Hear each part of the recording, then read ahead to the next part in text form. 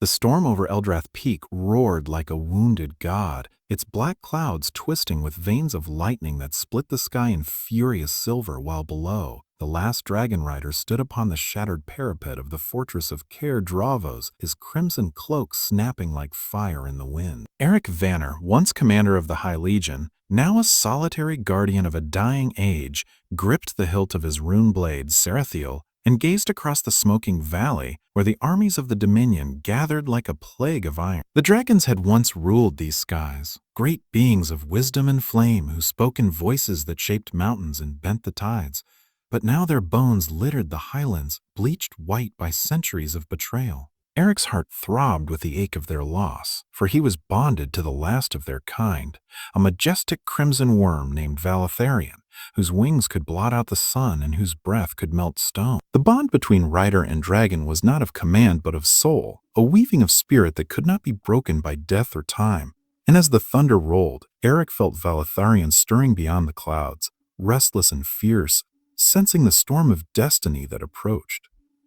He remembered the prophecy of embers whispered by the seers of the old flame. When the last dragon's fire fades, so too shall the heart of the world. That prophecy had driven Eric through a lifetime of battles, through the betrayal of his king, the fall of the Dragon Isles, and the long exile that followed. Yet now it burned in his mind with the clarity of truth. The Dominion was led by Lord Caleth, once his closest brother in arms, now twisted by the sorcery of the void and clad in armor that drank the light itself. It was Caleth who had bound the dragons with chains of shadow, turning their might into weapons of conquest, and it was Caleth who had slain Lysara, Eric's beloved, a rider of the Azure Flight, before his very eyes on the fields of Mornvale. That memory haunted Eric still, the scent of scorched air, the scream of a dying dragon, the fall of blue scales like rain.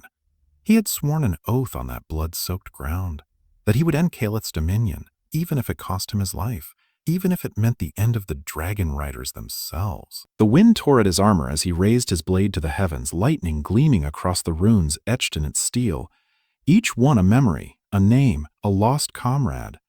The fortress trembled beneath him, its ancient wards faltering as the Dominion's siege engines thundered below. Valatharion, he whispered into the storm, his voice carried by the wind. A great shadow fell over the fortress then, blotting out the moon, and from the storm clouds descended the crimson dragon, wings spread wide, scales blazing with inner fire.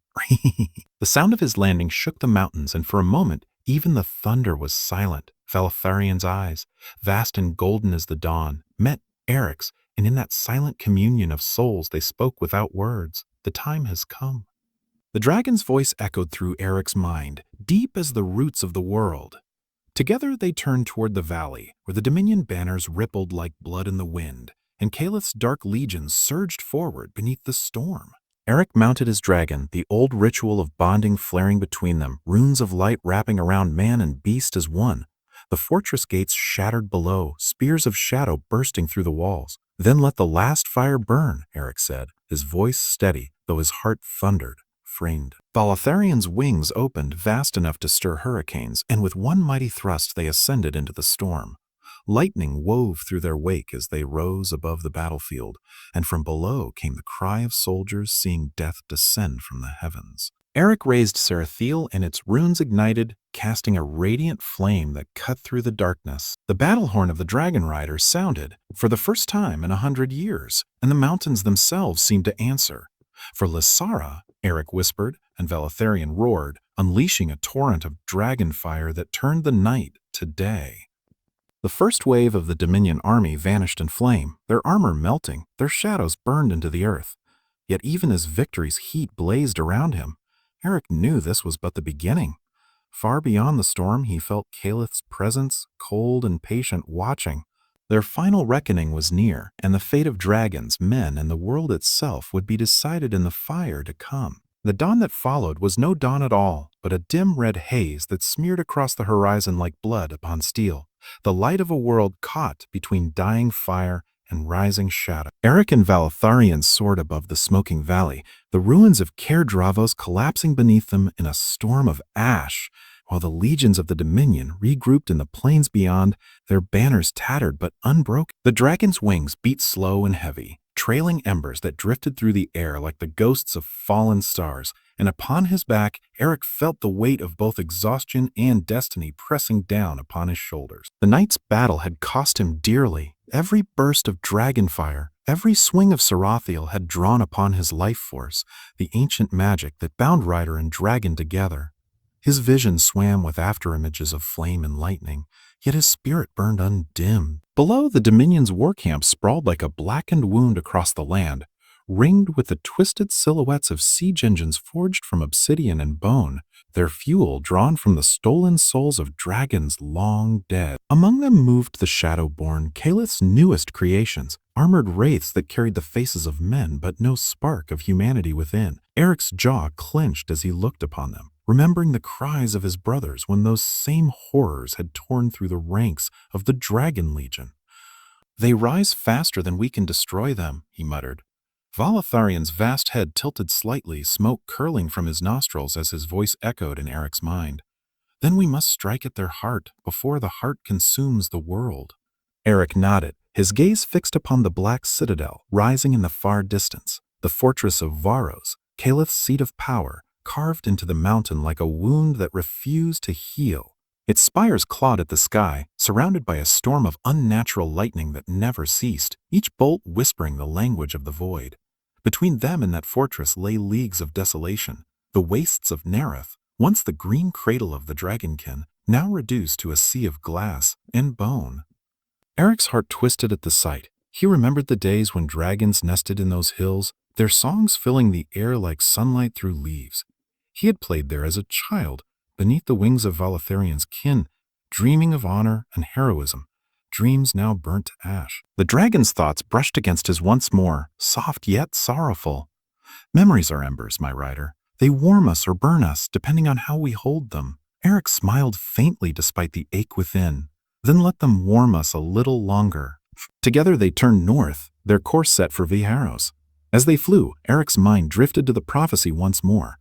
When the last dragon's fire fades, so too shall the heart of the world. He had always thought it a warning, a doom to be avoided, but now he wondered if it was also a promise, that even in ending there could be rebirth.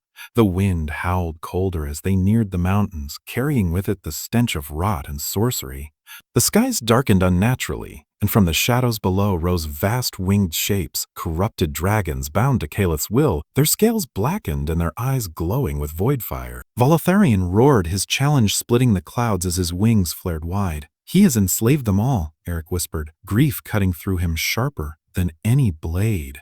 The corrupted worms ascended in formation, their shrieks echoing across the peaks, and in their midst rose a familiar silhouette. A sapphire dragon, her wings still graceful even in decay. Lysara.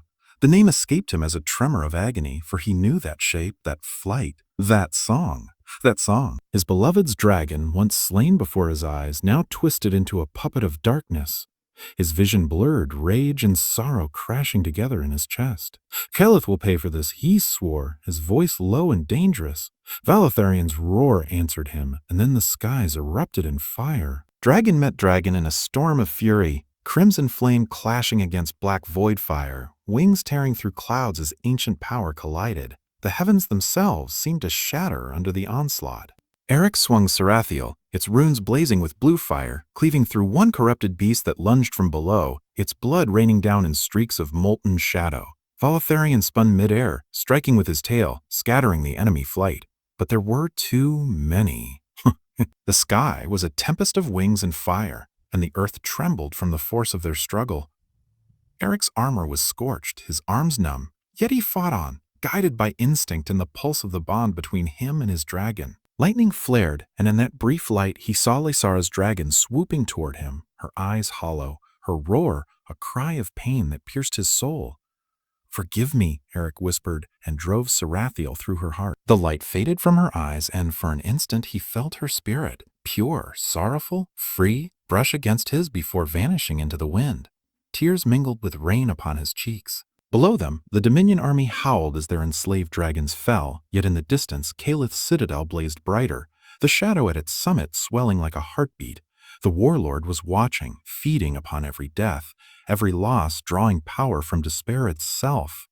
Eric steadied himself, his grief turning to resolve. "This ends in Vioros," he said. Valatharian's wings carried them onward into the gathering storm, the crimson light of his scales flickering against the darkness as they soared toward destiny. Two last sparks defying the night, knowing that beyond those mountains waited either salvation or the final fire.